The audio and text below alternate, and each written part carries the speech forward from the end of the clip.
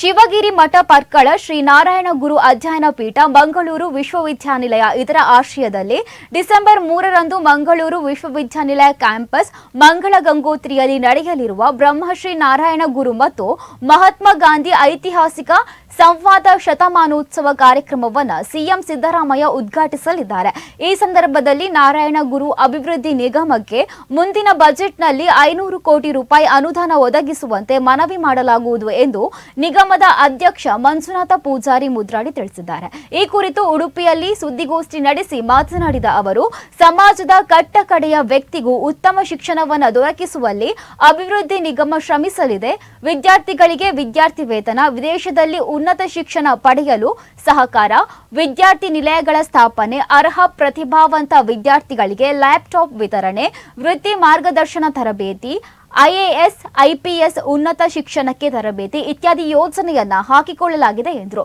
ಸುದ್ದಿಗೋಷ್ಠಿಯಲ್ಲಿ ಬೆಲ್ಲವ ಮುಖಂಡರಾದ ಸಂತೋಷ್ ಕುಮಾರ್ ಬೈರಂಪಳ್ಳಿ, ಅಶೋಕ್ ಕುಮಾರ್ ಬೀಜಾಡಿ, ಮಹೇಶ್ ಅನ್ಸನ್ ಉಪಸ್ಥಿತರಿದ್ದರು. ನಾರಾಯಣ ಗುರುಗಳ ಮತ್ತು ಮಹಾತ್ಮ ಗಾಂಧಿಯವರು ಸಂವಾದ ನಡೆಸಿ 100 ವರ್ಷಗಳಾಗಿರುವಂತಹ ಈ ಕಾರ್ಯಕ್ರಮಕ್ಕೆ ಸನ್ಮಾನ್ಯ ಮುಖ್ಯಮಂತ್ರಿಯಾದಂತಹ ಸಿದ್ದರಾಮಯ್ಯನವರು ಆಗಮಿಸಲಿರುವ ಕಾರ್ಯಕ್ರಮದಲ್ಲಿ ನಮಗೆ ನೂತನವಾದಂತಹ ನಿಗಮವನ್ನು ಇವತ್ತು 26 ಪಂಗಡಗಳ ಶೋಷಿತ ಸಮುದಾಯದವರ 26 ಪಂಗಡದವರ ಒಂದು ಶ್ರೇಯೋಭಿವೃದ್ಧಿಗಾಗಿ ನಾರಾಯಣ ಗುರು ಅಭಿವೃದ್ಧಿ ನಿಗಮ ಮಾಡಿದ್ದಾರೆ.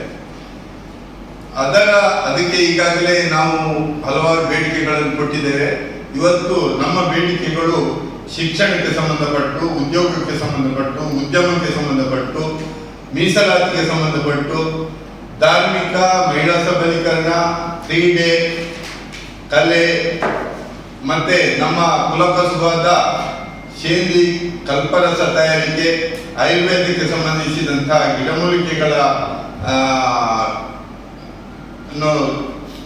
ಅದರ ಬಗ್ಗೆ ವಿಶೇಷವಾಗಿ ಕಾಳಜಿ, ಅದೇ ರೀತಿ ನಾರಾಯಣ ಗುರುಗಳ ಸಾಮರಸ್ಯದ ಸಂದೇಶಗಳನ್ನು ಕರ್ನಾಟಕದ ಎಲ್ಲೆಡೆ ಪ್ರಚಾರ ಮಾಡುವುದು, ಈ ಎಲ್ಲ ವಿಶೇಷವಾಗಿ ಶಿಕ್ಷಣಕ್ಕೆ, ಉನ್ನತ ಶಿಕ್ಷಣಕ್ಕೆ, ಮಾರ್ಗದರ್ಶನಕ್ಕೆ, ಮಾಹಿತಿಗಾಗಿ ಸುಮಾರು 500 ಕೋಟಿ ರೂಪಾಯಿಗಳ ಒಂದು ಮನವಿ ನಾವು ಬೇಡಿಕೆ ಸಲ್ಲಿಸ್ತಾ ಇದ್ದೇವೆ.